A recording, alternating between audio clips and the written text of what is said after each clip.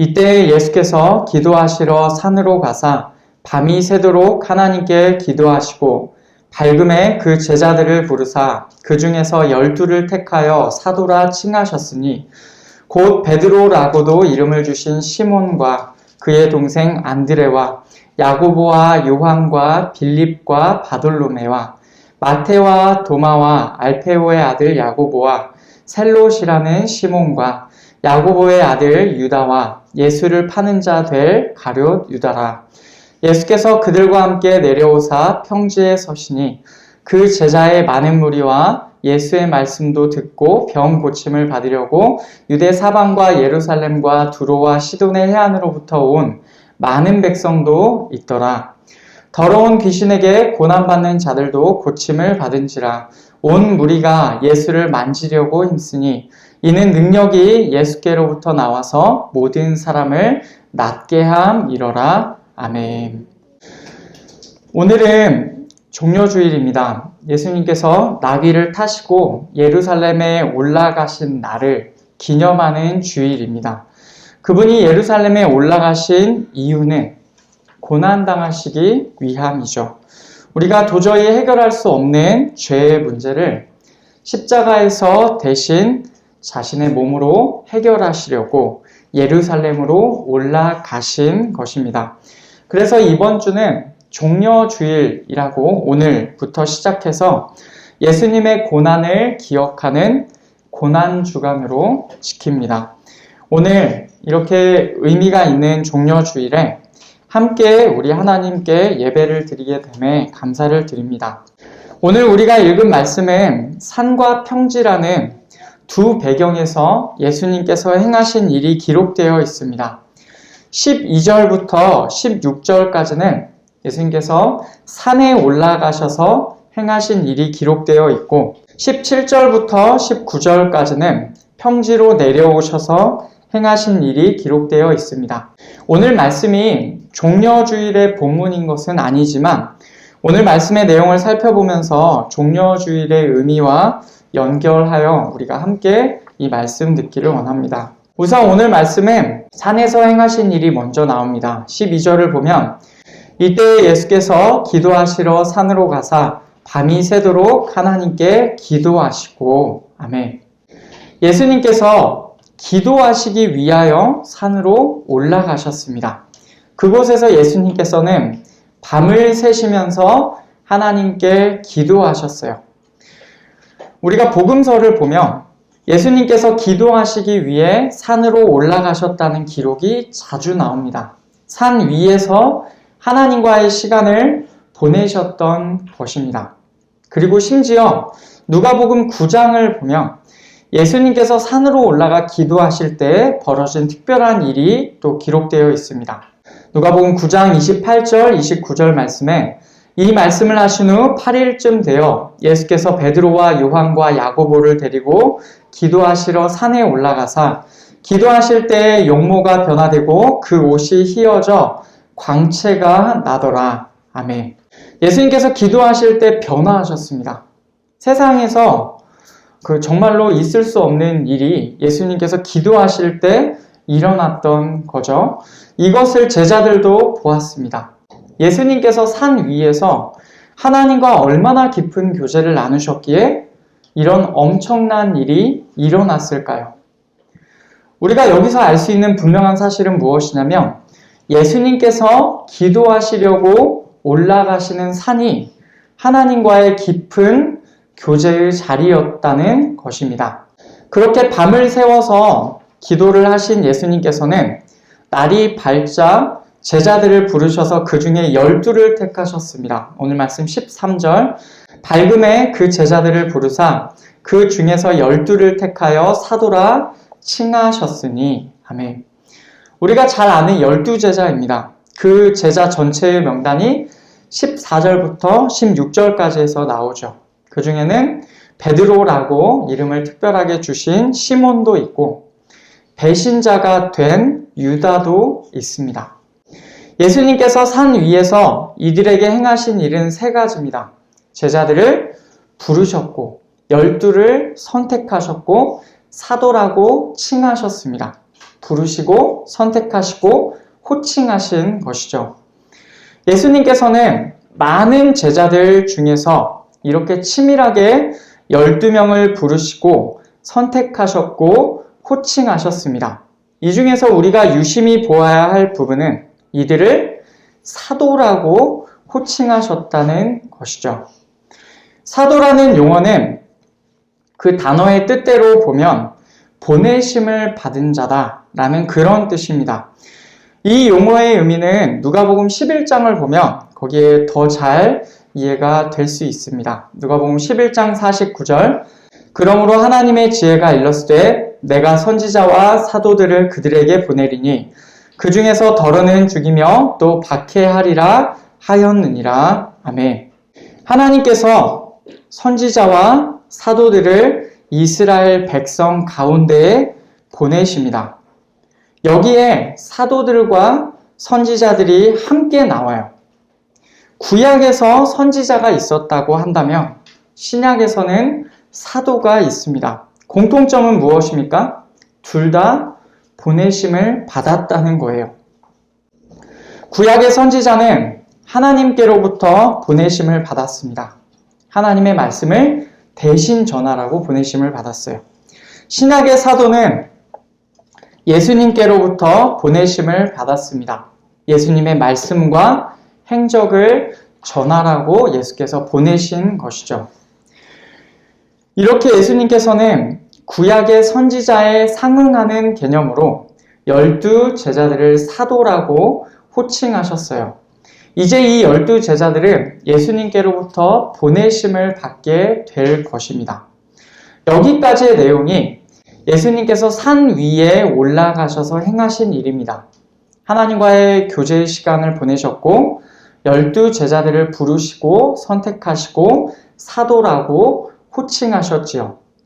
다음으로는 평지에서 행하신 일이 나옵니다. 누가복음 6장 17절 말씀 예수께서 그들과 함께 내려오사 평지에 서시니 그 제자의 많은 무리와 예수의 말씀도 듣고 병 고침을 받으려고 유대 사방과 예루살렘과 두로와 시돈의 해안으로부터 온 많은 백성도 있더라 라고 이렇게 기록되어 있습니다. 이게 평지에서 행하신 일이에요. 예수님께서 방금 산 위에서 사도라고 호칭하신 12 제자들과 함께 내려오셔서 평지에 서셨습니다. 그분의 제자에 많은 무리가 그 평지에 있었어요. 그러니까 여기서 말하는 제자는 12 제자보다 더 넓은 개념인 것이죠. 근처 곳곳에서 온 백성의 많은 군중도 있었습니다. 예수님께서 계시다는 소리에 곳곳에서 많은 사람들이 모여들었어요. 이 사람들이 원했던 것은 두 가지였습니다. 첫째는 예수님의 말씀을 듣는 것, 둘째는 병고침을 받는 것이죠. 그들의 소원대로 예수님께서는 그들을 고쳐주셨습니다. 18절, 19절 말씀을 보면 더러운 귀신에게 고난받는 자들도 고침을 받은지라 온 무리가 예수를 만지려고 힘쓰니 이는 능력이 예수께로부터 나와서 모든 사람을 낫게 함이러라. 아멘. 더러운 귀신에게 고난받는 자들도 치료받았습니다. 그리고 능력이 예수님에게서 나오고 있었고 거기 있는 모든 자들을 고쳤습니다. 이것이 예수님께서 평지로 내려오셔서 행하신 일입니다. 더러운 귀신들에게 고난받는 자들과 병 걸린 사람들을 고치신 바로 이 일이죠. 앞에서도 말한 대로 오늘 말씀은 이 두 가지 사건으로 요약할 수가 있습니다. 산에 올라가셔서 행하신 일, 그리고 평지로 내려오셔서 행하신 일이죠. 산에서 행하신 일은 하나님과의 교제, 그리고 사도들을 부르시고 선택하신 것이었습니다. 평지에서 행하신 일은 무엇입니까? 더러운 귀신들에게 고난받는 자들과 병 걸린 사람들을 고치신 것이죠. 이 두 배경은요, 산 위와 평지라는 이 두 배경은 상당히 대비가 됩니다. 산 위에서는 거룩하신 하나님과의 교제가 있었고 선지자와 같은 큰 일을 위하여 사도들이 선택되었습니다. 그러나 평지에서는 어떻습니까? 각종 병들과 더러운 귀신들의 영향권 아래에 있는 많은 사람들이 있었습니다. 예수님과 제자들의 관점에서 한번 볼까요? 예수님과 제자들의 관점에서 보면 산 위에 있다가 평지로 내려올 때 이 차이를 아주 잘 느꼈을 것입니다. 어쩌면 산 위에 있는 것이 예수님과 제자들에게는 훨씬 더 나은 조건이었을 것입니다. 하나님과의 교제의 자리에 있으면서 위대한 임무를 부여받는 그 자리에 있는 것. 이것이 사람들의 현실의 장, 사람들의 실존으로, 비참한 실존으로 들어오는 것보다 훨씬 더 고상한 일이었을 것입니다. 그러나 예수님께서는 산 위에서만 머무르지 않으셨어요. 오늘 말씀 17절을 보시면 예수께서 그들과 함께 내려오사 평지에 서시니 라고 이렇게 말씀하고 있습니다.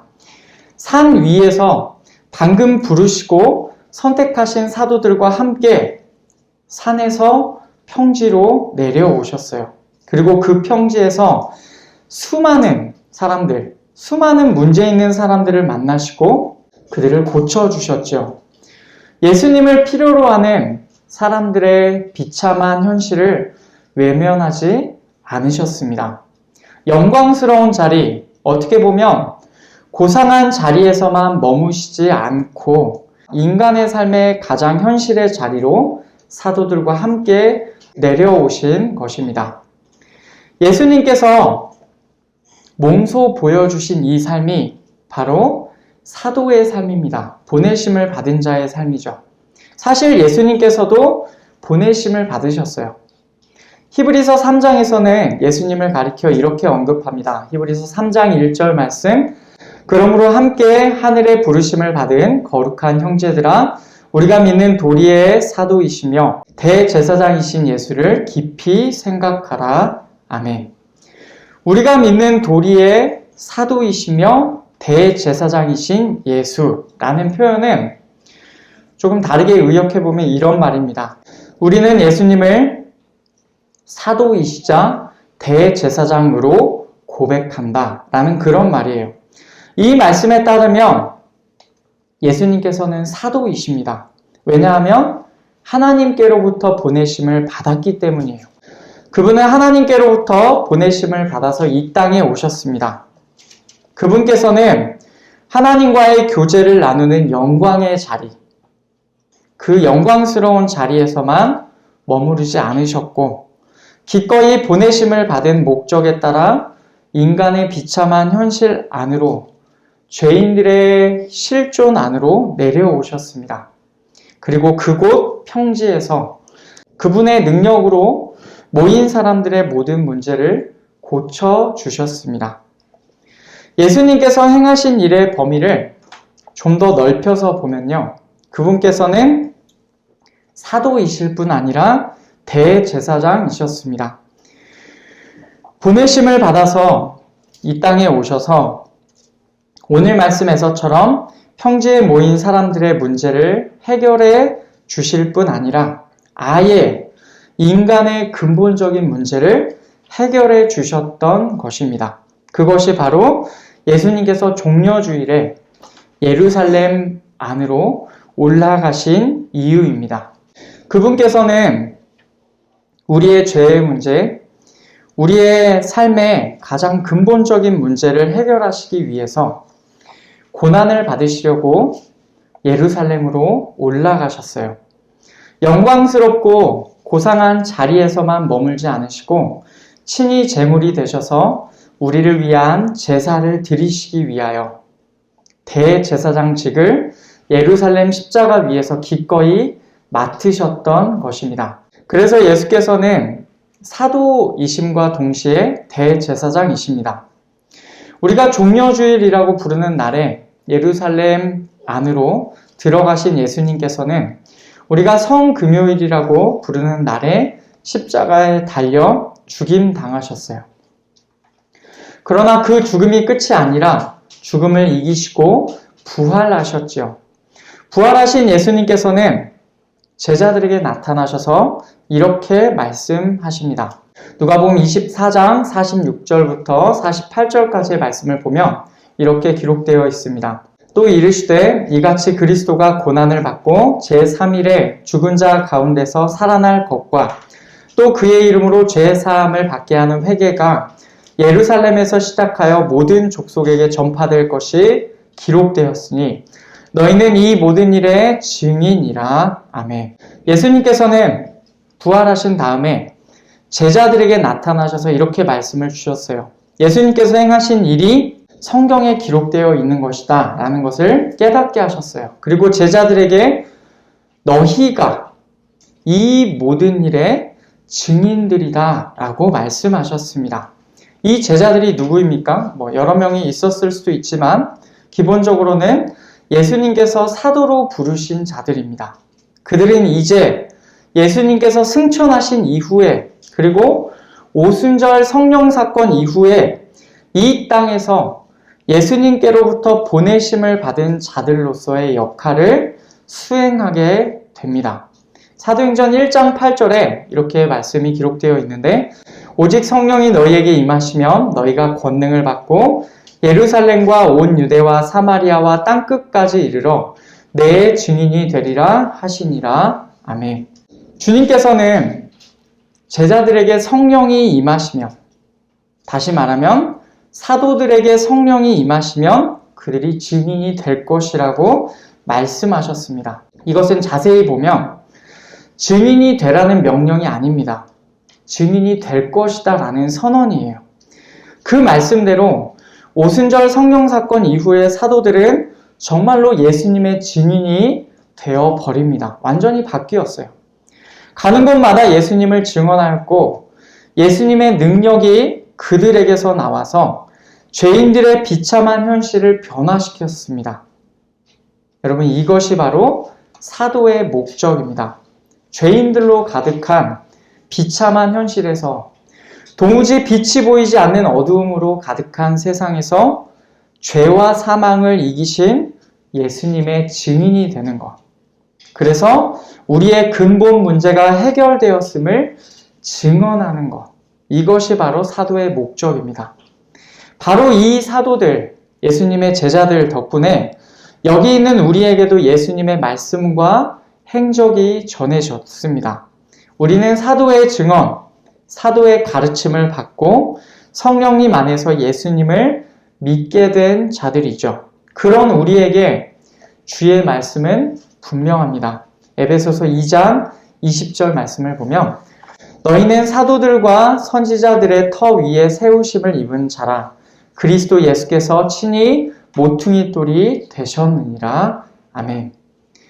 우리들은 사도들과 선지자들의 터 위에 세우심을 입은 자들입니다.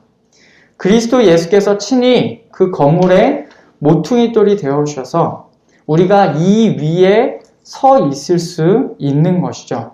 이 말은 무슨 말이냐면 예수님께서 친히 부르시고 선택하시고 사명을 주신 사도들과 우리가 무관하지 않다는 것입니다.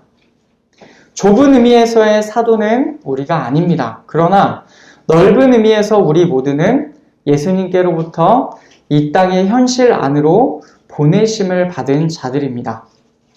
우리는 연약하죠. 사도들도 연약했습니다. 그러나 예수님의 능력이 그들과 함께하였고 마찬가지로 이 땅의 현실 안으로 보내심을 받은 우리에게도 예수님의 능력이 함께할 것입니다. 예수님께서 오신 지 2000년이 되는 이 시점에서도 여전히 이 땅은 죄인들로 가득하고 어두움으로 가득합니다. 그러나 이 땅에서 우리의 유일하고 영원한 소망 되시는 예수님의 증인이 되는 것, 여러분 그것이 바로 우리 그리스도인들의 목적입니다. 지금 하늘에 올라가신 예수님께서 다시 이 죄악의 땅으로 내려오실 때까지 예수님께로부터 보내심을 받은 자들로서 이 땅에서 우리는 예수님을 증언해야 합니다. 우리 안에 성령이 계시다고 한다면, 우리 안에 정말로 성령께서 거하신다면 우리는 그렇게 예수님의 증인이 될 것입니다.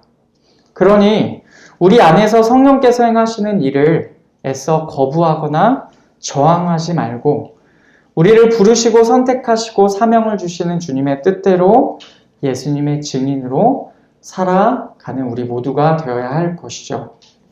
말씀을 맺겠습니다. 예수님의 삶을 보면 그분은 참 한결같이 보내심을 받은 자로서의 삶을 사셨습니다. 산 위로 올라가셔서 하나님과 교제하셨고 그 다음에 평지로 내려오셔서 능력으로 사람들을 고쳐주셨습니다. 예수님의 이 삶이 바로 사도로서의 삶이었어요. 그분은 사명을 다하기 위해서 친히 대제사장까지 되셔서 사람들의 근본적인 문제를 해결해 주셨습니다. 여러분, 오늘 종려주일은 보내심을 받은 자로서의 사명을 감당하시기 위하여 예수께서 예루살렘으로 올라가심을 기념하는 날입니다.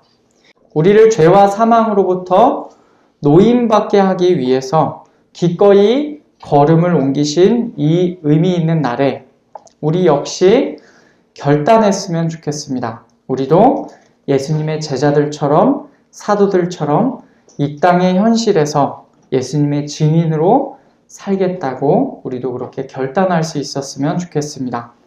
사도들을 세우시고 그들과 함께 사람들이 있는 곳으로 내려오신 예수님을 기억하십시다. 그리고 우리의 현실에서, 우리의 삶의 현실에서 아직도 어두움 가운데 있는 자들에게 이 땅의 삶과 영원의 삶에서 오직 유일한 소망 되시는 예수님의 증인으로 살아가기를, 보내심을 받은 자답게 살아가기를 우리 모든 성도님들 축복합니다.